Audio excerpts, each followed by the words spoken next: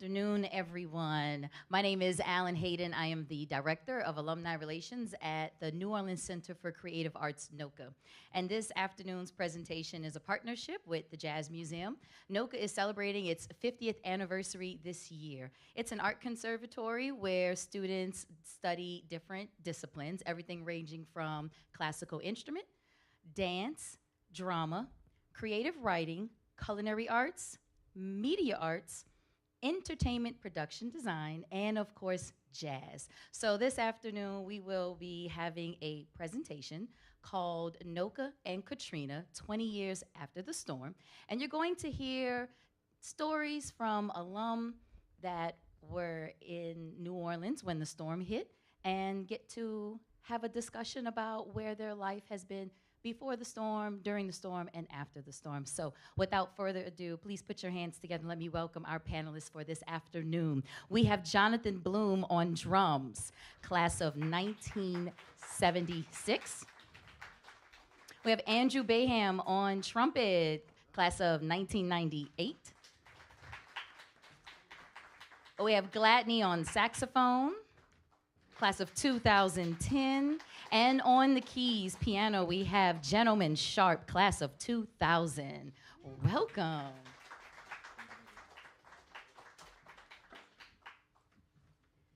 So our discussion is going to be a little fluid, and we'll also have some music in between as we share stories.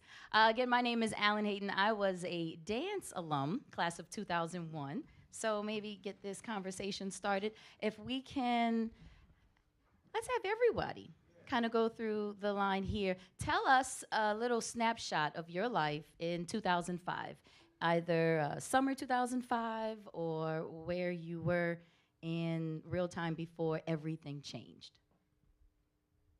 So me? Sure. Good evening. How you doing? 2005 was a very strange year in my life. Not with just Katrina. New Orleans in itself was in transition, meaning the school system was broken. And I remember one day, you got to be careful what you wish for. Remember, I said that. I had a map, and I put a ruler. I put one part of the ruler on New Orleans, and I said, I went to like Houston, and I said, I'm gonna just keep that same distance all the way around, because if I have to relocate out of New Orleans, I want to be able to still be close to home. Little did I know the storm was gonna come. And I was working at a school that was mandated to take place called NOCCA Academy, which Gladney was one of those earlier students in that particular school. It was a feeder school for NOCCA. But because of funding, the schools were in disarray and everything was crumbling. And we didn't know what was gonna happen. Many people were losing their jobs. And the first week of school, they told me, you have to leave NOCCA Academy. You're going over to another school. And I was heartbroken. I was like, man, I couldn't believe it. And I was at the school, and I started struggling with some kids. And I just remember right before we took the weekend off before Katrina, my kids just were beginning to get a sound out of their instruments. And I said, oh, wow, we don't sound like we stabbing animals. And, you know? And so I told them, I said, look, y'all, this is going to be good. I hear it coming. It's coming. You know, teachers know when the light comes on, you know. And I told them, I said, look, we probably going to miss Monday. The storm is coming, and we probably will be out for the first part of the week. See y'all after that, and we'll pick up from there. Little did I know that storm had grew, but it had grown into it, and here it comes down the alley. And, you know, that was the beginning of that, the middle of the year as we transitioning from summer to fall about this time of year. And, you know, it was bad. So we'll get into it if you want to hear some more gruesome stuff I got. How much time I have, Alan? That was good, Andrew. Okay, I don't want to take up all the time. I don't want to take up all the time. Where were you in 2005? 2005 was one of those years where you have a transition, anyways, that was happening before the storm even came. Um, I had just started coming into my own as not only just a musician, but as a person. I was just getting over the starting to come into my own because I lost my dad a couple of years before, and so and I'm wondering what's going on and out of life, figuring it all out, and playing brass band gigs, just like a lot of others who had horns, uh, I was one of those 10 gigs on a Saturday type of guy, and the weekend that the storm was supposed to come, I still wound up doing about 10 gigs because everybody was still having their parties and everything else and all that good stuff. Um, my mother, she was one who survived the Betsy and Camille. So she was not, her idea of the storm wasn't really there. So she, was like, well, we can ride out the storm, da da da. We're like, nah, mama, we gonna figure something else out because I don't know what it is that's telling us. We got to figure it out. Mm-hmm. So, so she found us. So she found 2 comp rooms. She got 2 rooms comp from the casino to stay at the Lowe's. We go to the Lowe's up on the 18th floor. I remember it, like it was yesterday. 18th floor, where. And so we come back down after the storm passes, and to see that we had some we had 2 vans in the parking lot across the street. The storm busted out all the windows, that type of thing. Busted out the sides of the windows, the side windows, and all that good stuff. So it is what it is. So we're like, well, we're gonna figure this out because we're looking around. It doesn't look bad. We just sit it out and go back home and assess the damage. We go to sleep. Next morning, me and my brother-in-law get up to see if we can find some food in the area because we heard everybody, people in the French Quarter had that leftover food that they couldn't leave in the freezer any longer. And so, we buy something, whatever. But as we're going down Canal Street, we're at Canal and Peters, South Peters. We can see the water coming up Canal Street from about as far as maybe like Rampart. So we're at the foot of Canal Street, and then we see the water coming up, and we just kind of looked at each other and was like, okay, time to go. We were just, like I said, I'm grateful every day because we actually had a way out before the chaos really ensued. And so we were able to cross the Crescent City Connection Bridge right before the National Guard came and closed it down, shut it down. So we were able to get up, go up 90 to 55, Interstate 55, to our family, where part of my family is from, in Tangible Hole Parish. And it just so happens that, like, they didn't have any lights, but they were like literally in the in the driveway waiting for us, because we were the last ones that they hadn't heard from. And so it's like, some things just happen for a reason. And I cherish the experience, even though it just shows you who's really in your corner, who can actually help you, all that good stuff. So, yeah.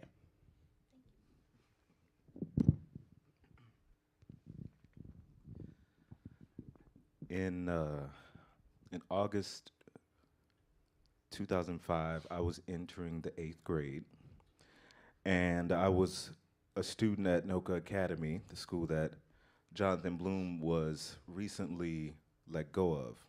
And from my vantage point, I was, the year before then was my first year taking formal jazz instruction.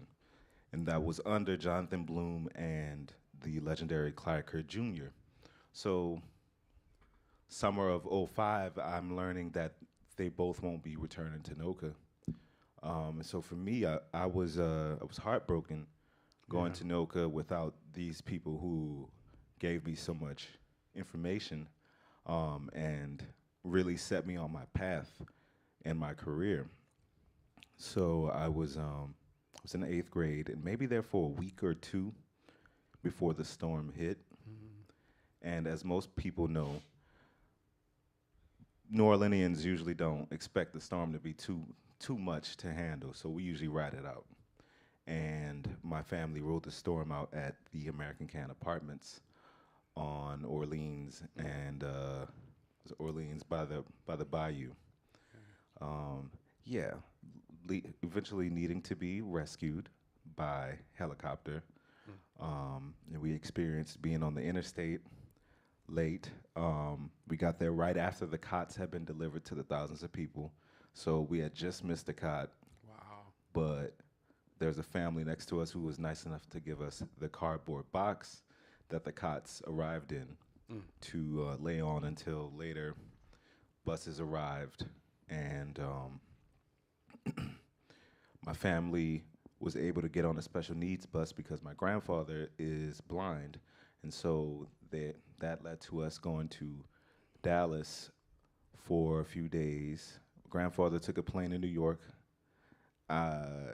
which is it's funny to me. I don't know. I got a crude sense of humor, but he hightailed it, and because he had people out there he knew, and me, my mother, and my stepfather went to South Carolina where we had family, and we stayed there for 3 months until we returned in December, before all the street lights were back on.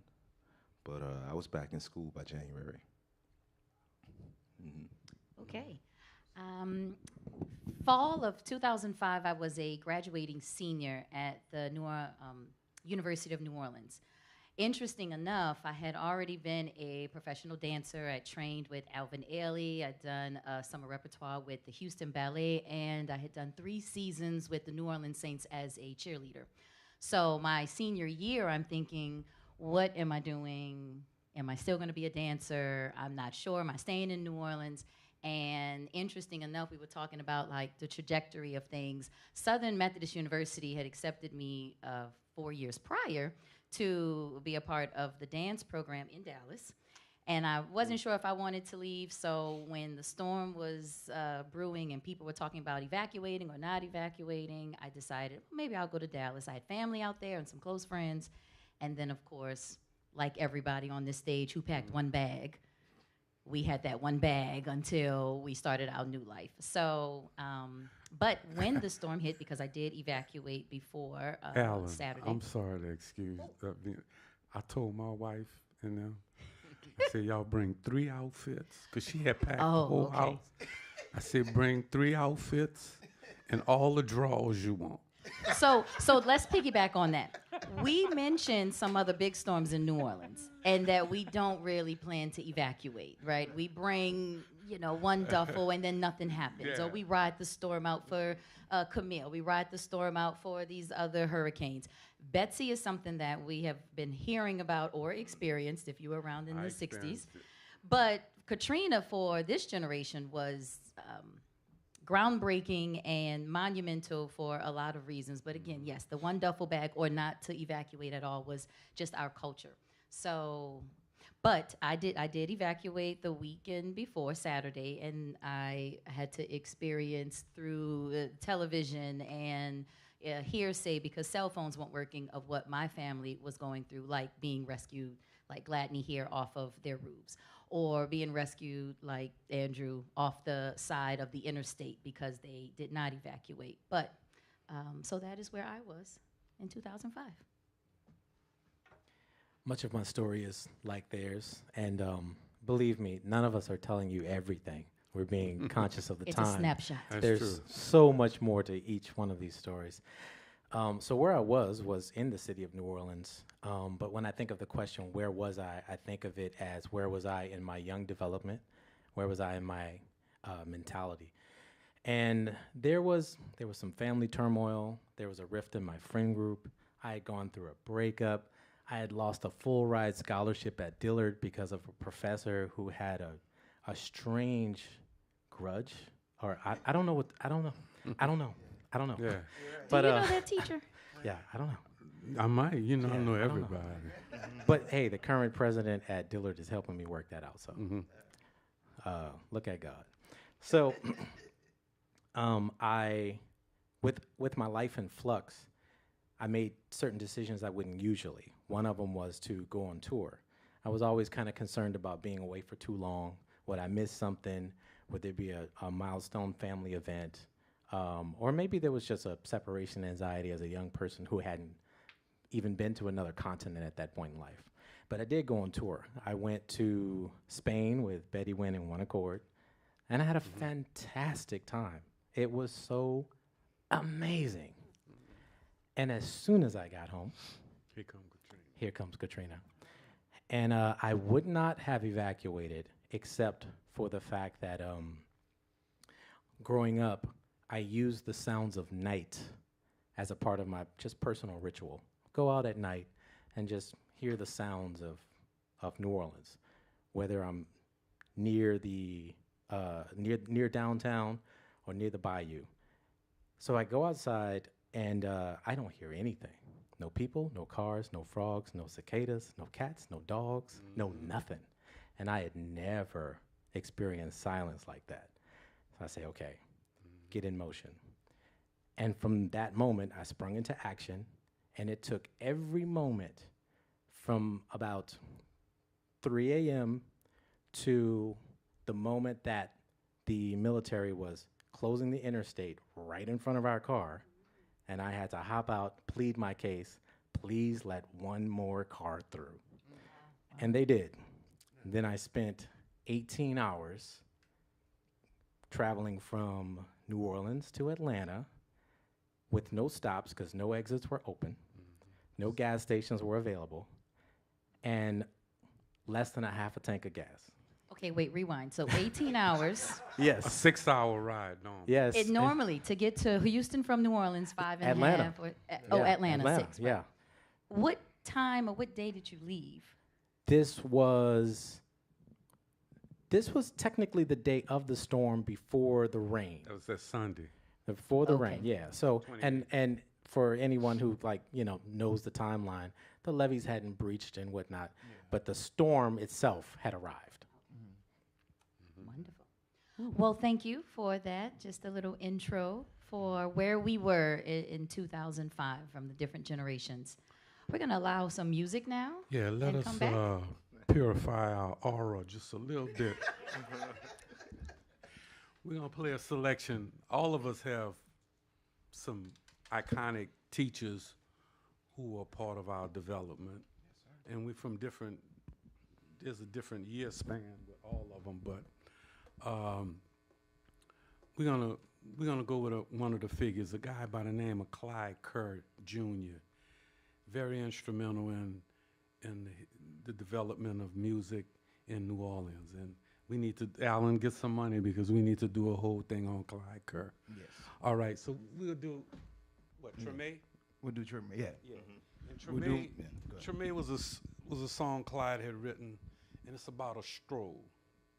It's a beautiful Mardi Gras day, and he talks about before the interstate in New Orleans, the majestic oaks that line Claiborne Avenue, and he lived in a neighborhood which was called Back of Town, and how his parents, people would come up for Mardi Gras on the avenue, and they had, picnic style day with all of the other stuff, Mardi Gras Indians and, processions and all of that. So, Treme.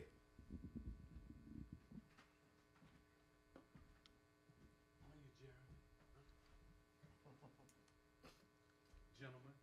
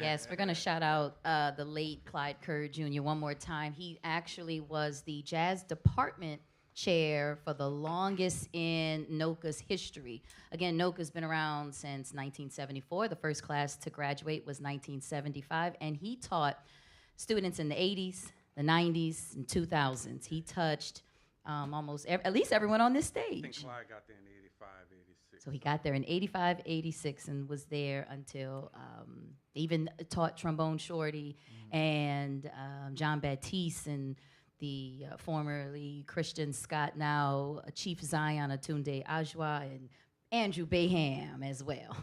Yeah. And Gentleman Sharp. Gentleman Sharp. And Steven. You know, hello. Just everybody. Just everybody. Because He didn't teach me, but he was a great mentor, and that was what I miss most about Clyde. You know, we had all these elder statesmen, and they mentored. They made sure that information was passed off. that was going to be my next statement very quickly, briefly, because I have two.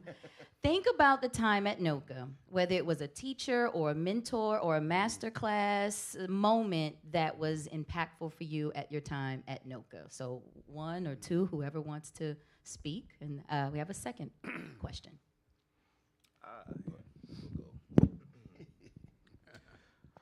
Actually, during that time, in the 7th grade, when I was at NOCCA Academy, the middle school, Mr. Kerr brought in the then Christian Scott, who was, he was at Berklee College of Music at the time. But Christian came in and taught a master class, which led to my first professional gig, which was a tribute to Clyde Kerr. And I got to play alongside Christian, who in a way took me under his wing and led to my first Grammy nomination. So all of that started at NOCCA under Clyde Kerr Jr.'s leadership. Okay, so he just glazed over the fact that he was a Grammy-nominated artist in the 7th grade. You gotta put it in there at some point. You gotta, Ninth grade. That didn't happen until 2018. That didn't happen until 2018, but the seeds were planted in Wonderful. 2004, 2005. That's beautiful. It's great, though. It's good. like I said, you got to let them know. You know, you put it on the table. Please, Exactly. You know. the talent. Yeah, exactly.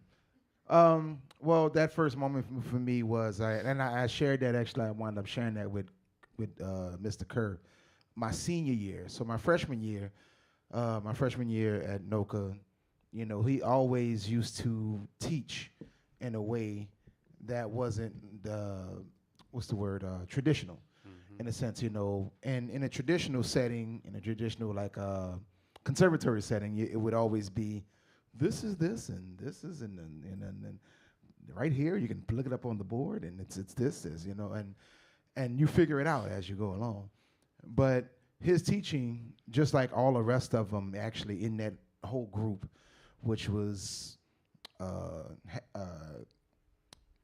Baptiste, Alvin Baptiste, Kid Jordan, and then a host of other people. Like, they taught by osmosis. You know, it was I'm going to give you this, and I'm going to plant the seed, and you know, I'm going to sit and patiently wait and watch it grow, and I'm going to water you every time when you're thirsty, right?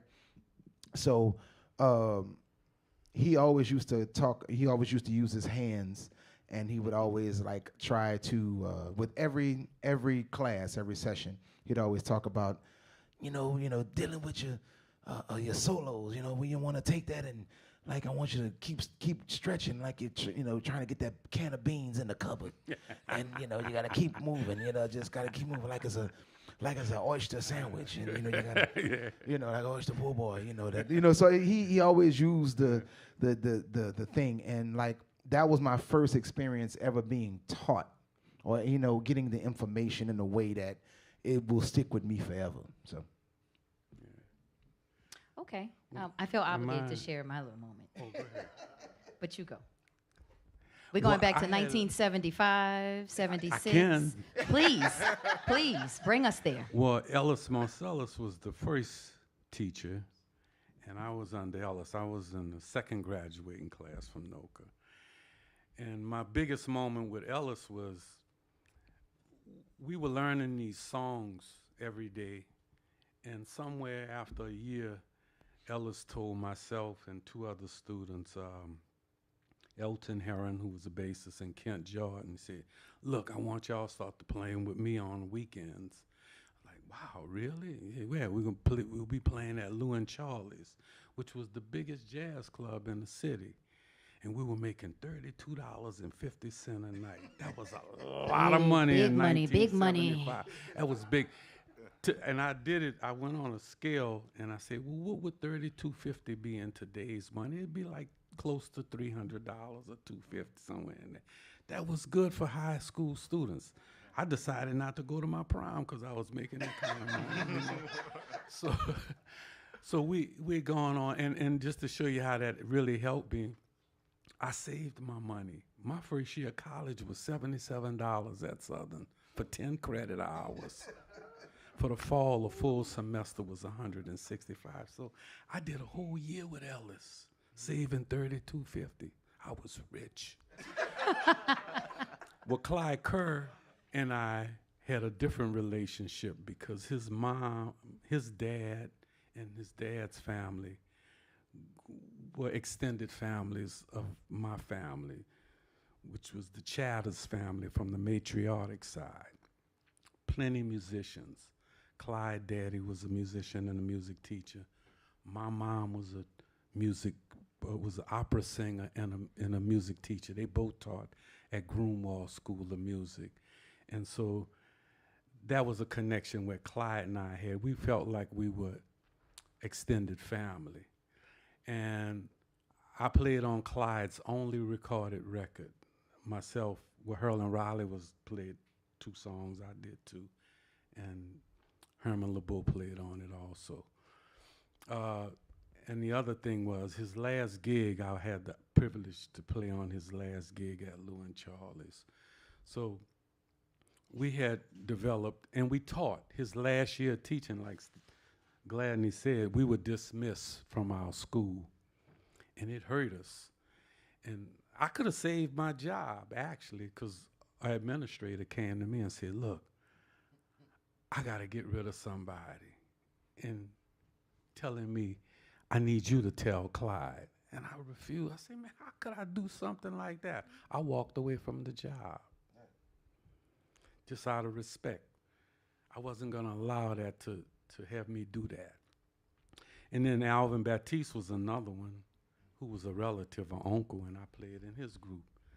And like Drew said, all of these individuals, and Kid was another one. That was another uncle of mine. So I got all of this music coming from all sides. I had no choice. Even though I was the worst musician in my family, I still had no choice because I saw all of these different signs of excellence and examples of it, even from my mom. And, you know, what you were trying to say, well, they were mystics. Yeah. They were mystics because they taught to that other side. They got us in tune with parts of our body, our mind, our development, our thought process.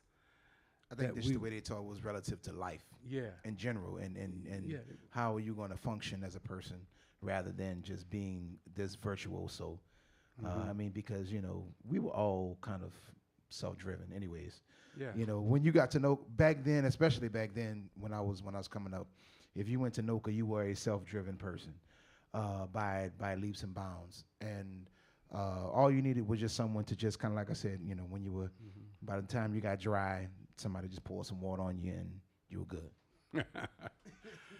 Do you have a special moment or a memory of a NOCCA time? I have many, and if I had to distill it down to one, I'm gonna treat it chronologically. There was a time during my years at NOCCA where Clyde Kerr Jr. took leave because he had some health issues, and at that time, Kent Jordan took his place. And at 17 years old, I was chesting up to Kent, letting him know I wasn't afraid of him anymore and all of this. And, that made us friends, though. But this story is not about me at 17. It's about me at 11 and a half. Because those were that was my introduction to Kent when I was scared of him. And I'm thinking that I'm just doing an extracurricular after-school activity, actually a program that Jonathan Bloom got me into. So I got to give him those flowers. I'm here because of him. And Yes. so I'm in this program, and it's like an after-school extracurricular thing, and like being at band or football practice. But lo and behold, Kent comes in one day and he says, "We got a gig next week." Mind blown. So we set up the gig. It's at Planet Hollywood, and that lets you know how long ago that was. So we set up at Planet Hollywood. We played a gig. He's putting charts in front of me. You know, my hands are shaking. I'm nervous, but I did all right. And at the end, this is the moment that I bring it up for. At the end of the gig, he says, "You did good. Gig is over. Go get the money." I said, "What?" He said, "The man's office is right up those stairs. Go get the money." So I go up there and I put my words together. I'm polite, but I'm direct and assertive. And I come back with the money. And he said, "Never be scared to go get the money." That's Kent. Well, we trained at NOCCA to be professional artists, and so Yeah. yes. They told us that was one of the prerequisites if you were going to be a musician. You have to be rewarded. Okay, so I'll ask this one question, maybe one or two, and then we'll have another song. Let's think about returning to the art after the storm, after we have evacuated, maybe settled in our different cities, or if we did come back to New Orleans.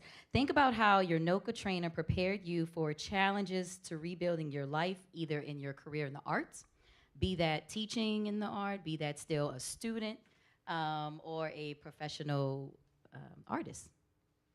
Anyone? I'll start again. It took me about a month or two to realize when I was in Houston, Texas. They call it Big H. I call it Big for nothing.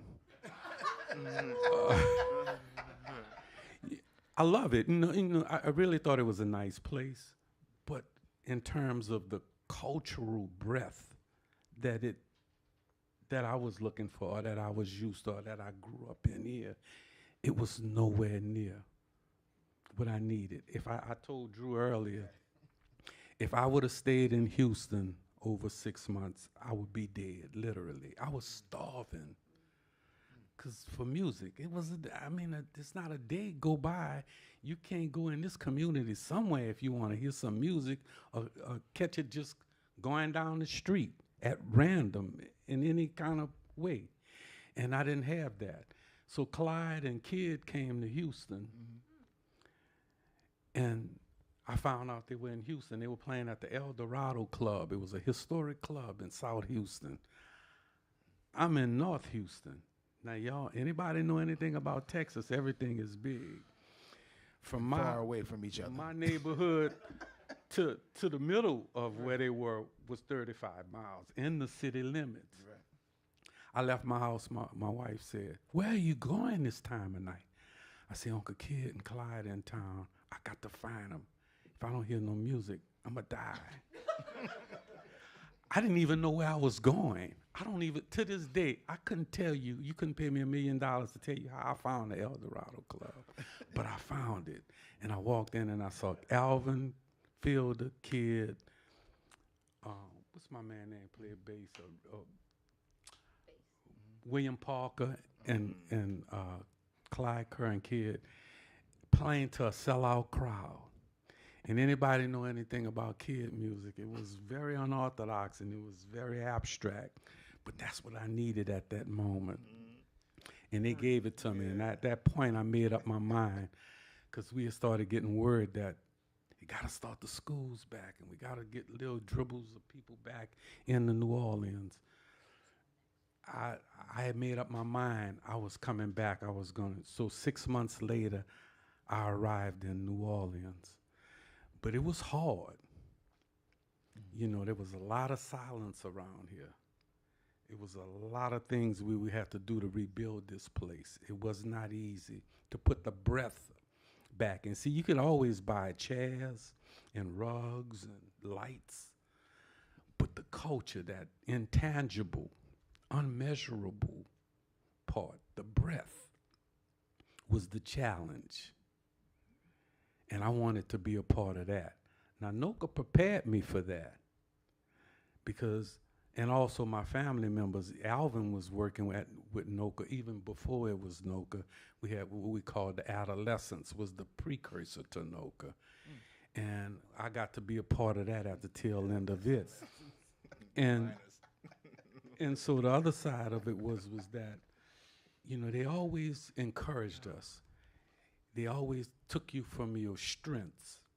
Even though you had plenty weaknesses, they always found you say, hey man, you ever thought about this like that? And we said, no. And then so it gave you confidence. It built that, well, people don't give you self-esteem. You have to have you know, the self. But whatever it is, it built confidence. And that's how it helped prepare me. Ellis did it by giving me my first job in music. I've been in the union since 1975.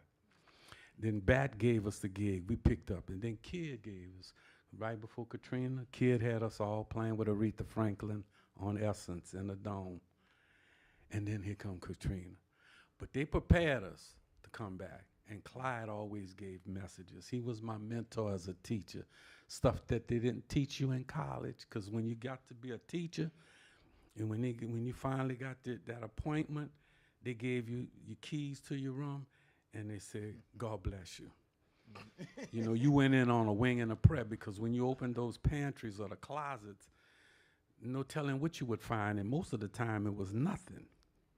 So you had to make wine out of water quick and figure out how to be creative and how to hold your job.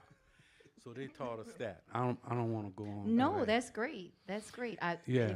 If we could, since we want to land that NOCCA definitely gave us the resilience that we needed. And while we have this moment, maybe we can hear some more music and come back to we can another chat. we could do Okay, something let's else. put our hands What y'all together do? for. DJ, y'all do that? Which one y'all was playing? That was Leo. The Leo's Lady? Leo's Lady. You can do Leo? I might mess that up. All right, this tune we're gonna do is another Clyde Kerr original tune. One of those tunes that became the pantheon of the repertoire for us, because Clyde made such an impact on all of our playing and taught us all that good stuff. This one is entitled Leo's Lady. Just call the bridge when you're ready. Just call the bridge when I'll you're ready. probably remember it when we get halfway through.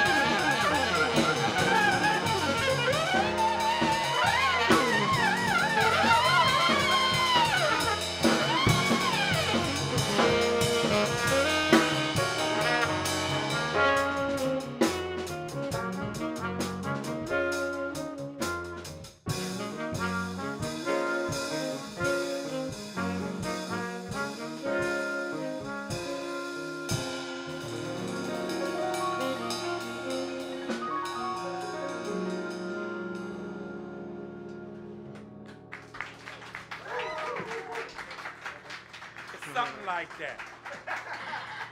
It's something like That's that. wonderful. You know, I know we want to get at least one more song in, so I'll make this question relatively quick, and whoever, maybe one or two of you, can speak on it. Since we are looking That back, can't happen. well, we'll see. We'll see.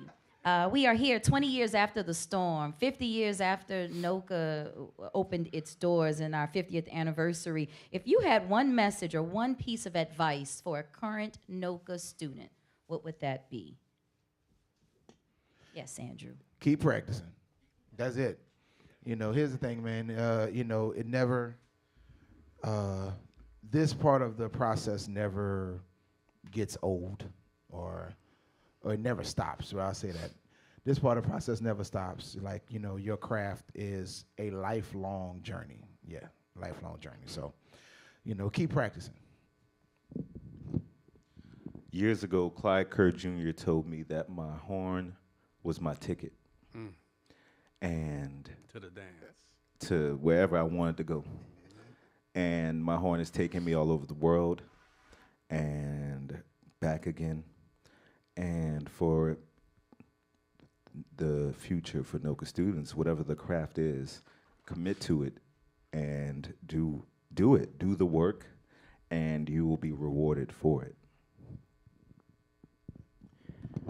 I would say learn to exist on paper, study business, study finance, and you know, when you're in your 40s, you're going to feel the same. You're going to be the same person, but 20 some odd years will have passed, and you'll be glad that you've learned to document yourself and your career choices, and you'll be able to present things to the system to be able to have the things that the people around you have. If you bury yourself in your horn and in charts and in gigs, if anything happens, you just have cash under the mattress, and that's not gonna get it, because we didn't know Katrina was coming. I made so much money before Katrina, spent it as fast as I got it. Katrina happened, suddenly I had whatever was in my pocket until it was gone. So I had to learn about savings and annuities and Roth IRAs and diversified portfolios and Heard credit that, unions, brother. and to put my life back together. But if I had a time machine, I would tell my teenage self to do all of that at that time. Yeah. I would tell them what you're studying right now, they don't have a job for it. So keep it open, be creative. I came into the school system and I was a teacher, basically, a traditional teacher for about 3 or 4 years. And every job I had after those 3 or 4 years, I created myself within the system. And I worked for over 38 years in the system. And I had all kind. Everybody said, "Man, how you got that job? How you did this and how you did that?" And I got jobs where I was working with. I put collaboratives together, like with the Monk Institute and the school system, and I got to work with 50 of the biggest artists. People I used to look at their album covers and dream that, what was this person like? And to realize that, you know, I was living a dream.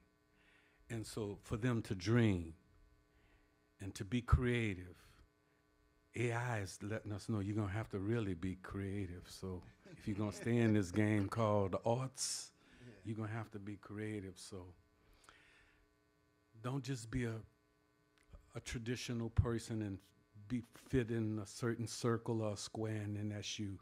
No. Think, stretch the envelope. That's it, man. Thank you so much. So we're going to close out this presentation with one last song. But everybody, please put your hands together for the NOCCA alumni that we have with us.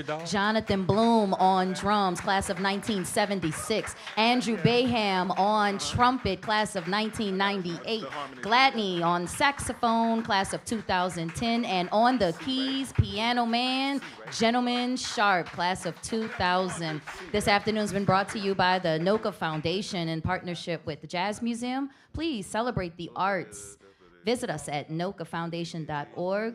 Make a donation if you're watching from near and far. And stay in tune. All right, we're gonna do this last tune. It's by the late great Alvin Baptiste. It's entitled Mozart.